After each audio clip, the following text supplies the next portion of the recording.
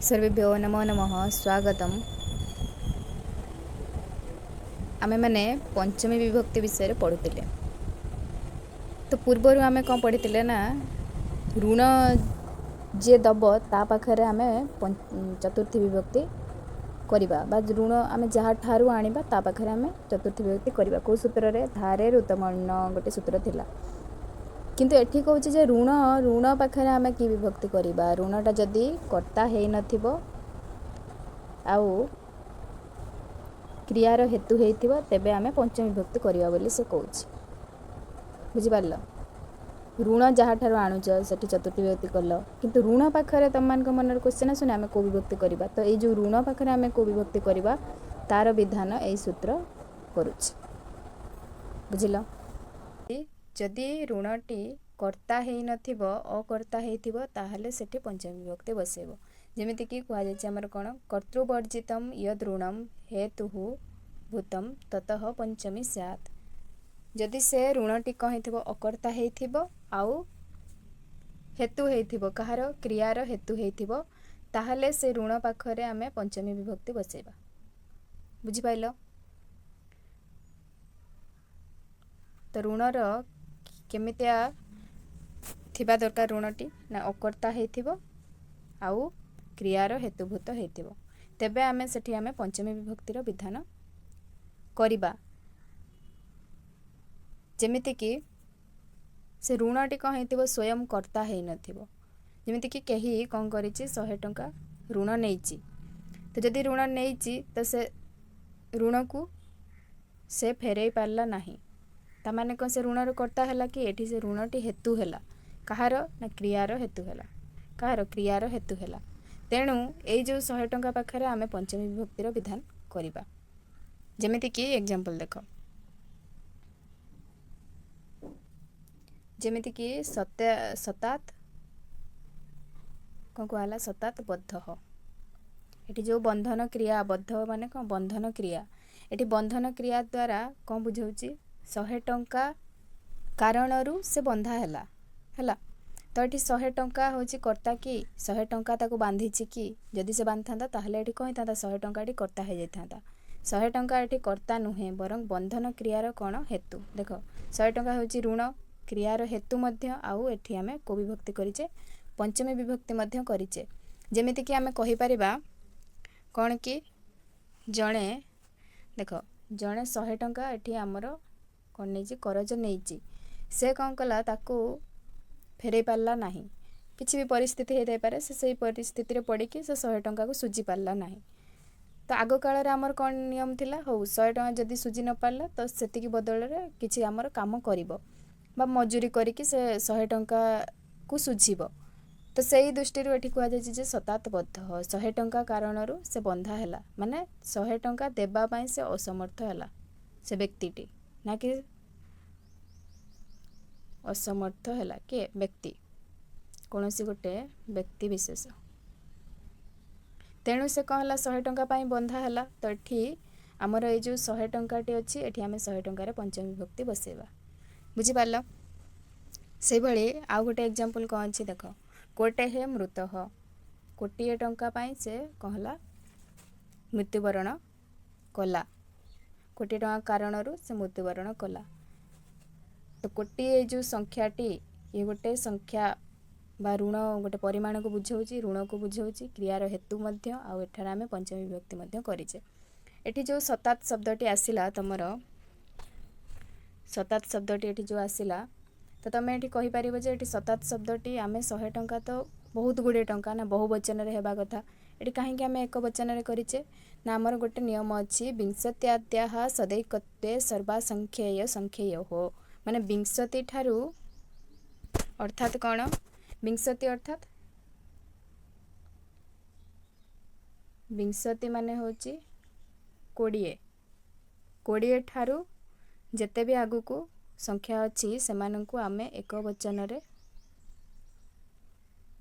व्यवहार करिबा एमानकर द्विवचन बा बहुवचन नाही। बुझि पारलो? तेणु सतात शब्दर केमती चलिबो सतात सतम सतम सतम सतेन सताय सतात सतस्य सते बोले एभला चलिबो। तो पंचमी एक वचन कौन हला सतात हे गला। तेणु आम ये जान कौन पूर्वर तो जानी जितेबले कौन गुण गोटे गुण हो आउ से गुणटी कौन हो स्त्रीलिंग रे हो गुणटी स्त्रीलिंग रे हो आउ क्रियार हेतु हो तेबे आमे सेटा पंचमी विभक्ति से गुण को करवा किंतु एठी कौन कहूँ से ऋणटी कौन हो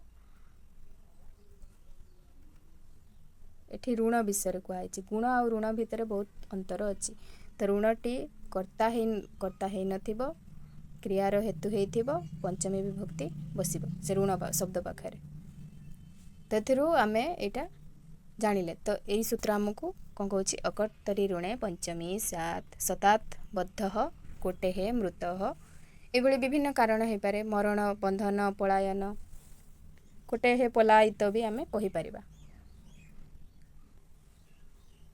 तापर सूत्र कहूँ पृथक बिना नाना भी तृतीया अन्यतर श्याम बोली कहूँ तो ये सूत्रटी कौन कहूँ पृथक बिना नाना जोगे द्वितीया तृतीया पंचमी च भवति बुझिपाइल अर्थात पृथक बिना नाना प्रभृति शब्द जोगरे आमे कौन करवा माने ये शब्द जो शब्द पाखरे लगी जो शब्द को बुझाऊ सेठारे आमे कौन करवा पंचमी विभक्ति द्वितीय विभक्ति और तृतीय विभक्तिर प्रयोग करवा जेमिति कि देख श्रमात् बिना विद्या न लभते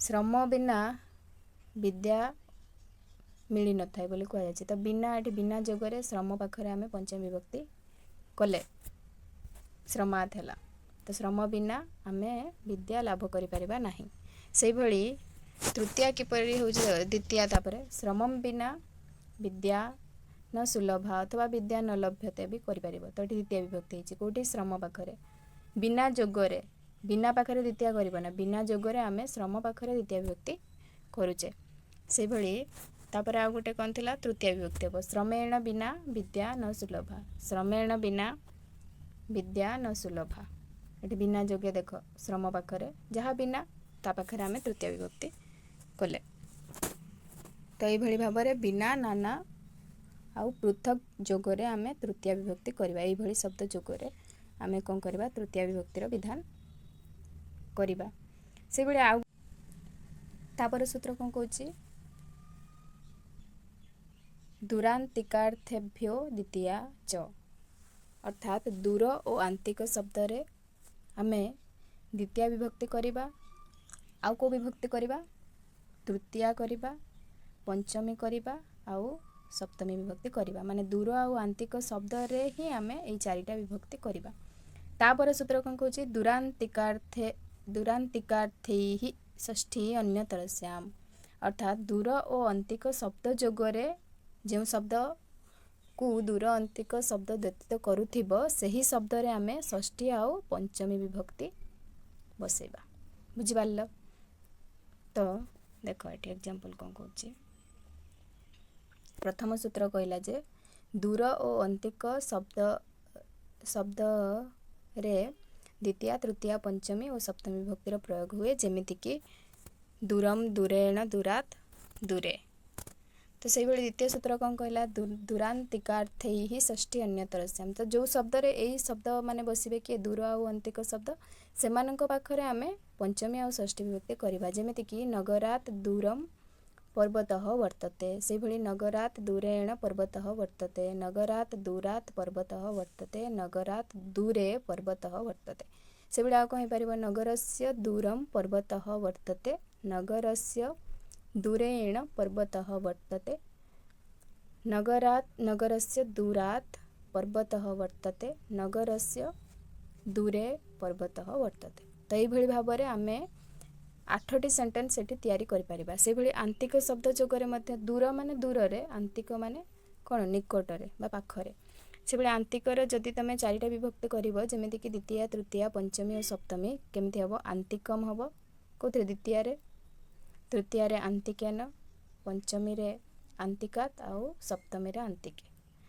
एठी किंतु कोन बसिबो जो शब्द ताकु द्योतित करूची से शब्द रे बसिबो तमरो षष्ठी आउ पंचमी से भाई एठी भी 8टी सेंटेंस हम कौन ग्रामस्य अन्तिकं नदी बहति, ग्रामस्य अन्तिकेन नदी बहति, ग्रामस्य अन्तिकात् नदी बहति, ग्रामस्य अन्तिके नदी बहति। अर्थात ग्रामर निकटर नदी प्रवाहित हेउची को आमे केतेटा सेंटेंस लिखि परबा, चारिटा। सेबळे ग्रामात् अन्तिकं नदी बहति, ग्रामात् अन्तिकेन नदी बहति, ग्रामात् अन्तिकात् नदी बहति, तथैव ग्रामात् अन्तिके नदी बहति। एभଳି भाबरे दूर और अंतिक शब्द जोगरे मध्य आमर चारिटा विभक्ति हेउची, किंतु से शब्द जेउ शब्द को व्यतीत करूचे सेठारे कौन हम द्वितीय तृतीय आउ पंचमी और सप्तमी विभक्तिर विधान हेब, किंतु से शब्द जेउ शब्द सांगरे जोग हम जमीक ग्राम नगर इत्यादि शब्द सांगे जोग है ना, तो यही शब्द रे आमे पंचमी विभक्ति बसैबा। केउठारु बुझौची तो ग्रामरु बा नगररु, तो सेते बेले आमे एठी पंचमी बा षष्ठी विभक्ति बसैबा, किंतु दूर और अंतिक शब्द रे द्वितीय तृतीय पंचमी और सप्तमी विभक्तिर विधान करबो।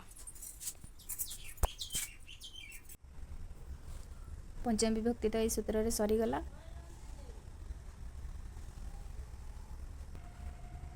तो तमे माने पंचमी विभक्ति केते बुझीच सेति पय तमानक पय प्रश्न होची।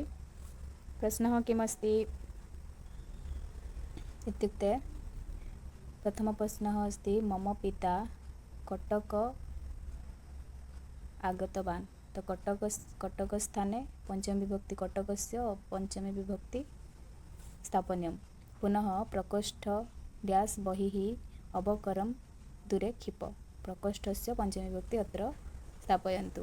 तथैव स्वाध्याय डैश मा प्रमदितव्यं, यत् किं कोठरी मध्ये अस्ति तत् पंचमी तस्य पंचमी रूपं कृत्वा रिक्तस्थाने पूरणं करणीयम्। तथैव ग्राम इत्यत्र पंचमी किं भविष्यति, दक्षिणा वनमस्ति, विनय शब्दस्य पंचमी अत्र स्थापनीयं, याति पात्रताम्, अत्र किं भविष्यति भवतां कृते प्रश्नः। तो तुम मानक पय एगुडी होची प्रश्न, तमे माने एई जो बंधनी भितर थिबा शब्दर पंचमी विभक्ति करी एई जो डैश पूरण रे करिवो, तेबे तमे आंसरटा निजे पाई जिवो। आ जदि तमे माने न करि परिबो त मु नेक्स्ट क्लास रे कहिबी। धन्यवाद।